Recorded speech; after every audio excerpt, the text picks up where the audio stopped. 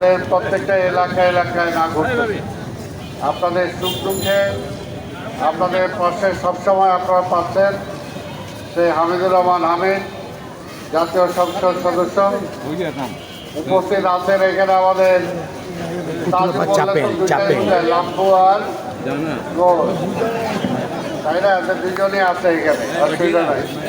আর আমাদের আরেকজন নির্বাচিত কাউন্সিলর, জনগণের ভোটে যে নির্বাচিত হয়েছে এর আগে, মামুন আহমেদ মামুন।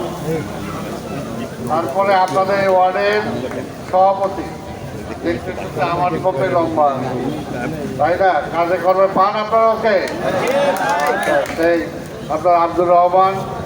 তারপরে আপনাদের ওয়ার্ডের সাধারণ সম্পাদক সিরাজউদ্দিন সিরাজ সহ এখানে আমাদের পাশের যে ওয়ার্ড গোলতা যেটা করছি তার সেক্রেটারি আছে আমার একটা, তাই না, থানার প্রেসিডেন্ট তো বলছি আগে।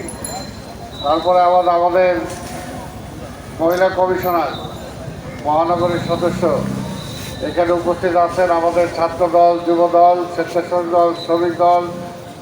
যদি তারেক রহমান পাইতো তাহলে আর তারেক রহমানের চিন্তা করতে হতো। আমি দোয়া করি আল্লাহর রহমতে সে আরও ভালো কাজ করবে ভবিষ্যতে।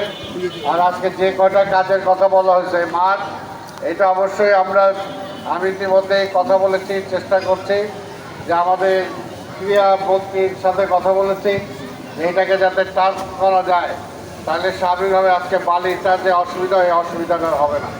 ইনশাল্লাহ আমরা এটা করে দেবো এটা, ঠিক আছে। কিন্তু খেলাধুলাটা কন্টিনিউ করতে হবে, খেলাধুলা চালাইতে হবে এখানে। আরেকটা বলছে যে এইখানে লাইটের ব্যবস্থাটা, আমি তো আমার সব ইঞ্জিনিয়ারে আমি হামিদ সাহেবের কাছে হাওলা করে দিচ্ছি, ও কাজটা আদায় করে নিলেই হয়, তাই না। আমি তারপর দেখবো আগামী সপ্তাহের মধ্যে যাতে এখানে লাইট লাগে সেই ব্যবস্থা ইনশাল্লাহ। এবং আপনারা আরও কয়েকটা, এগুলো তো দরকার, নাগরিকের সুযোগ সুবিধা, এগুলো খুব বেশি একটা টাকা লাগে না, কিন্তু উদ্যোগ নিতে হয়।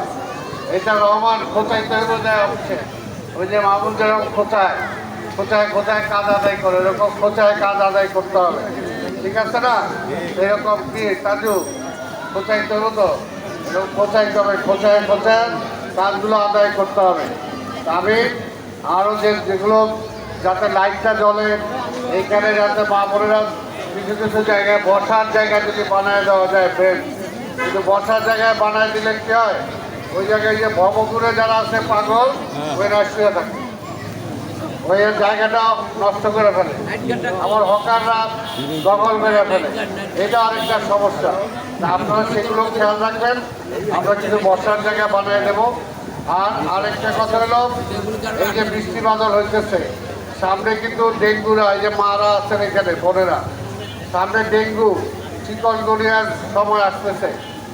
একদিনে বেশি 2 দিন যদি পানি জমা থাকে, তৃতীয় দিন দেখবেন ওখানে মশা কিন্তু ডিম পাইলেন।